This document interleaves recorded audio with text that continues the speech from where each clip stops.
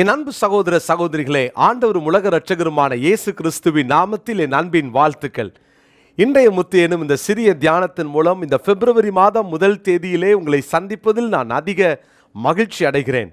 பிரியமானவர்களே, இது 1ஆம் தேதியாக இருப்பதினாலே நான் இந்த நாளிலே கர்த்தருடைய வசனத்தை நான் உங்களோடு கூட நான் சொல்லி இந்த உலகம் என்ற இந்த சீரீஸை நாளைக்கு மறுபடியுமாய் தொடர விரும்புகிறேன். கர்த்தர் இந்த மாதம் உங்களை ஆசீர்வதிப்பாராக. இந்த மாதத்துக்குரிய எல்லா கிருபைகளையும் நன்மைகளையும் ஆண்டவர் குறைவில்லாமல் உங்களுக்கு தந்தருள்வாராக. ஏசாயா தீர்க்கதரிசன புஸ்தகத்தின் 62ஆம் அதிகாரம் 4வது வசனத்தை நான் வாசிக்கிறேன். ஏசாயா 62:4. நீ இனி கைவிடப்பட்டவள் எனப்படாமலும் உன் தேசம் இனி பாழான தேசம் எனப்படாமலும் நீ எப்சிபா என்றும் உன் தேசம் பியூலா என்றும் சொல்லப்படும். கர்த்தர் உன்மேல் பிரியமாய் இருக்கிறார், உன் தேசம் வாழ்க்கைப்படும். கர்த்தர் உன்மேல் பிரியமாய் இருக்கிறார். எவ்வளோ ஒரு அற்புதமான ஒரு வார்த்தை. மனிதர்கள் என் மேலே பிரியமாக இருக்கணும்னு நம்ம எல்லாரும் எதிர்பார்க்கிறோம். நமக்கு பிரியமானவர்கள் அந்த பிரியத்தை நம்ம காட்ட வேண்டும் என்று எதிர்பார்ப்போம். ஆனால் எந்த உலக பிரகாரமான நேசங்களும் பாசங்களும் மாறலாம், ஆனால் ஆண்டவரோ நம்மேல் பிரியமாய் இருக்கிறார். தேவன் ஒரு மனிதன் மேல் பிரியமாய் இருக்க அவருக்கு அதிக ஆசை. நீங்கள் ஆண்டவர் மேலே பிரியமாக இருக்கிறீங்களா? உங்களை விட 100 மடங்கு ஆண்டவர் உங்கள் மேலே பிரியமாக இருக்கிறார். உன் தேசம் வாழ்க்கைப்படும். தேவன் ஒரு மனுஷன் மேலே பிரியமாக இருக்கிறது எத்தனை பெரிய பாக்கியம், ஆசீர்வாதம். இன்னொரு வசனத்தை உங்களுக்காக வாசிக்கிறேன். 1 சாமுவேல் 12ஆம் அதிகாரத்தின் 22வது வசனம். கர்த்தர் உங்களை தமக்கு ஜனமாக்கி கொள்ள பிரியமானபடியால் கர்த்தர் தம்முடைய மகத்துவமான நாமத்து நிமித்தம் தனது ஜனங்களை கைவிட மாட்டார். பாருங்க, அவர் நம்மேல் பிரியமாக இருக்கிறதுனால அவர் கைவிட மாட்டார் என்று வாசிக்கிறோம். இதான் அவருடைய ஜனங்களுக்கு ஆண்டவர் கொடுக்கிற ஒரு அற்புதமான வார்த்தை. கர்த்தர் உங்களை தமது ஜனமாக்கி கொள்ள பிரியமானபடியால். இன்னைக்கு நம்மளை ஆண்டவர் அவருடைய ஜனமாக மாற்றிக்கிட்டாராம். அவருக்கு அதான் பிரியம். எனவே நம்மை கைவிடவே மாட்டார். ஜனவரி மாதம் முழுவதும் நம்மை நடத்தினவர், கைவிடாதவர். இந்த பிப்ரவரி மாதம் முழுவதும் தேவன் நம்மை கைவிடாமல் காக்க அவர் வல்லமையுள்ளவராக இருக்கிறார். யார் மேலே ஆண்டவர் பிரியமாக இருப்பார்? எப்போ ஆண்டவர் பிரியமாக இருப்பார்? 3 வசனங்களை மாத்திரம் நான் உங்களுக்கு முன்பாக காண்பிக்க விரும்புகிறேன். 1 எபிரேயர் 11ஆம் அதிகாரம் 5வது வசனம். விசுவாசத்தினாலே ஏனோக்கு மரணத்தை காணாதபடிக்கு எடுத்துக்கொள்ளப்பட்டான். தேவன் அவனை எடுத்துக்கொண்டபடியினாலே அவன் காணப்படாமற் போனான். அவன் தேவனுக்கு பிரியமானவன் என்று அவன் எடுத்துக்கொள்ளப்படுவதற்கு முன்னமே சாட்சி பெற்றான். யார் இந்த ஏனோக்கு? ஏனோக்கு என்றால் அர்ப்பணிக்கப்பட்டவன் என்று அர்த்தம். இந்த ஏனோக்குடைய வாழ்க்கையை கவனித்து பாருங்க. தேவனோடு கூட நடந்தவன், சஞ்சரித்தவன். இவன் ஆதாமினுடைய 7வது தலைமுறைக்காரன். இந்த ஏனோக்கை குறித்து வாசிக்கிறோம். அவன் தேவனோடு நடந்து சஞ்சரித்து தேவனோடவே வாழ்ந்தபடினால அவனையும் தேவனையும் யாரும் பிரிக்க முடியாது. எப்போதும் அவன் தேவனோடு இருந்தான், தேவன் அவனோடே இருந்தார். எவ்வளோ ஒரு நல்ல ஒரு அற்புதமான ஒரு வாழ்க்கை. இந்த மாதத்தில் நம்ம மேலே கர்த்தர் பிரியமாக இருக்கணும்னு விரும்புகிறாரு. நம்ம செய்ய வேண்டிய காரியம் என்ன தெரியுமா?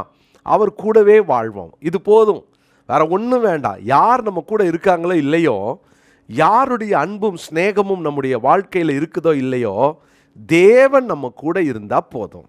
ஆண்டவர் உங்க கூட இருக்கிறாரா? நீங்கள் அவர் கூட இருக்கிறீங்களா? அவர் நம்மோடு கூட இருப்பதும் நாம் அவரோடு கூட இருப்பதும் பெரிய பாக்கியம். முதலாவது தேவனோடு இருக்க பழகுங்க. அவர் நம்ம கூட இருக்கட்டும், நம்ம அவர் கூட இருப்போம். எங்கே போனாலும் அவர் விட்டுட்டு போகாதீங்க. வீட்டை விட்டு வெளியே கிளம்பும்போது சொல்லுங்கள், அப்பா என் கையை பிடிச்சிக்கோங்கன்னு சொல்லுங்களேன். ட்ராவல் பண்ணும்போது சொல்லுங்களேன். எல்லா சூழ்நிலையிலும் நீங்கள் கர்த்தரோடு இருங்க, கர்த்தர் உங்களோடு இருக்கட்டும். அதுதான் அவர்கள் மேல்தான் தேவன் பிரியமாய் இருப்பார். 2வதாக உன்னத பாட்டின் புஸ்தகம் 4ஆம் அதிகாரம் 7ஆம் வசனத்தில் வாசிக்கிறோம். என் பிரியமே நீ ரூபவதி, உன்னில் பழுது ஒன்றும் இல்லை. 2வது பழுதற்றவன், பழுதற்றவள் தேவனுக்கு பிரியமானவர்கள். நம்ம எப்போதும் இந்த உலகத்தில் வாழ்ந்தாலும் இந்த உலகத்தினுடைய பழுதுகள், இந்த உலகம் நம்மளை பழுதுபடுத்தாதபடி, பாழாக்காதபடி, நம்மளை எந்த விதத்திலும் சேதப்படுத்தாதபடி கவனமாக இருக்கணும். நம்ம மேலே பழுதே இருக்கக்கூடாது. ஆண்டவர் நம்மை உச்சந்தலையிலேருந்து உள்ளங்கால் வரைக்கும் அவர் பார்த்தாலும் நம்ம மேலே பழுது இருக்கக்கூடாது. சின்ன சின்ன காரியங்கள் தவறும் போதும் ஆவியானவர் நமக்குள்ளே இருக்கிறவர் உணர்த்துறாரான்னு பாருங்கள். அந்த உணர்வுள்ள இருதயம் இருக்கிற வரைக்கும் நம்ம சேஃபாக இருக்கிறோம்.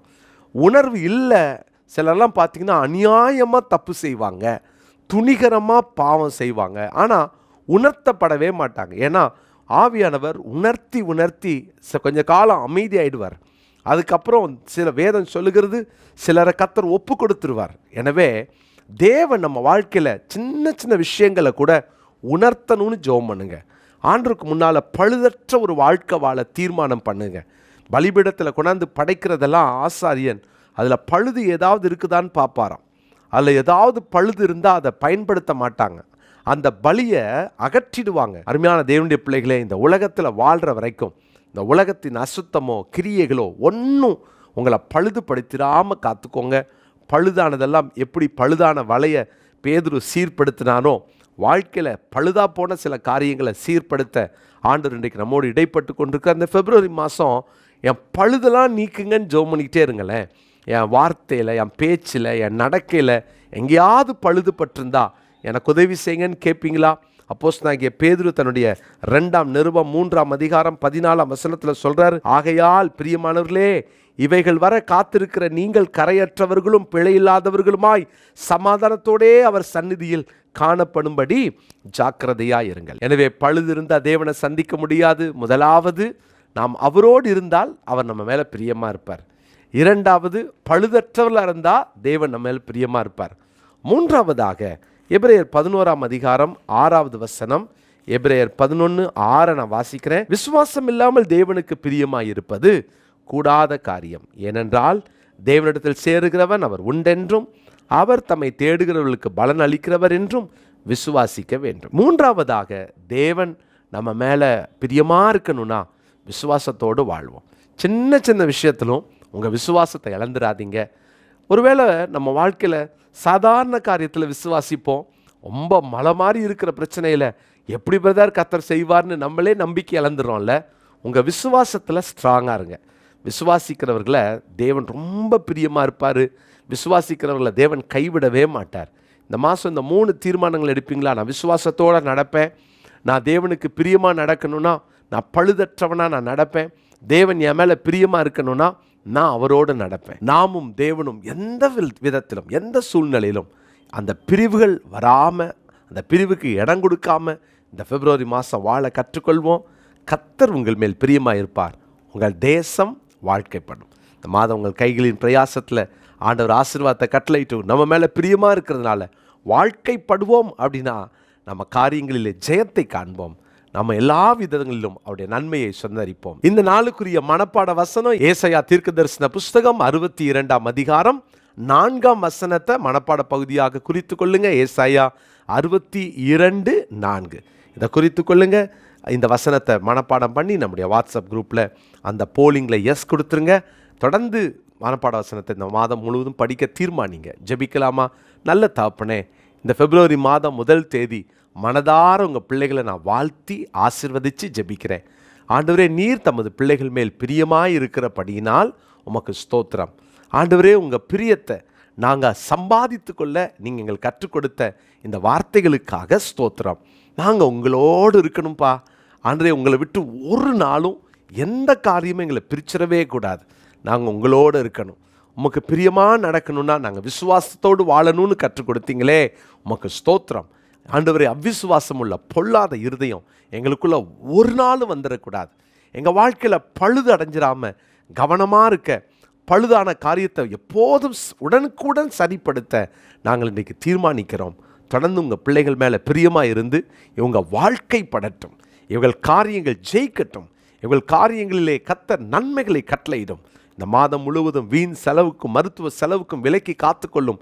தேவையில்லாத கிரியைகள், பிசாசின் தந்திரங்கள், பாவங்கள், சாபங்கள் எல்லாவற்றையும் விலக்கி காத்தரலும். நாங்கள் உங்கள் பிரசன்னத்துக்குள்ளே தங்கியிருக்க எங்களை அர்ப்பணிக்கிறோம்.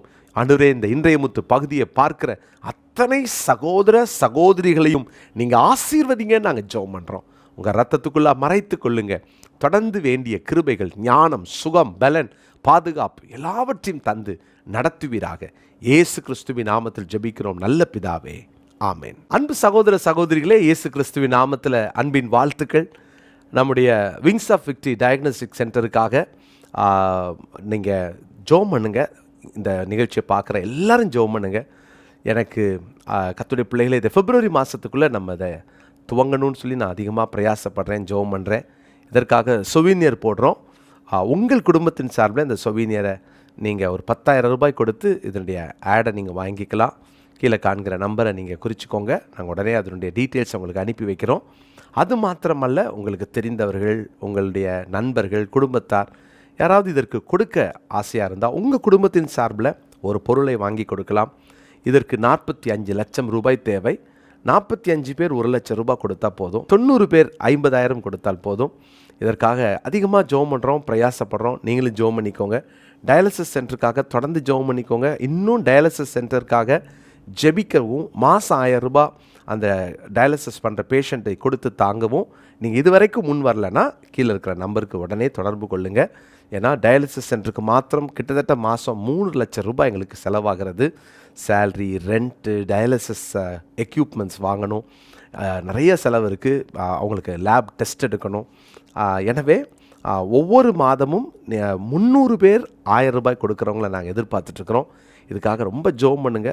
நாம் இந்த நாட்களில் இதை செய்யாவிட்டால் கர்த்தருடைய பிள்ளைகளே, பின்னால் சரித்திரத்திலே நாம் ஒரு பெரிய பிழை விட்டவர்களாக இருப்போம். எனவே இணைந்து தேவனுக்காய் செயல்படுவோம். ஒரு வாழ்க்கை கர்த்தருக்காக வாழ்வோம்.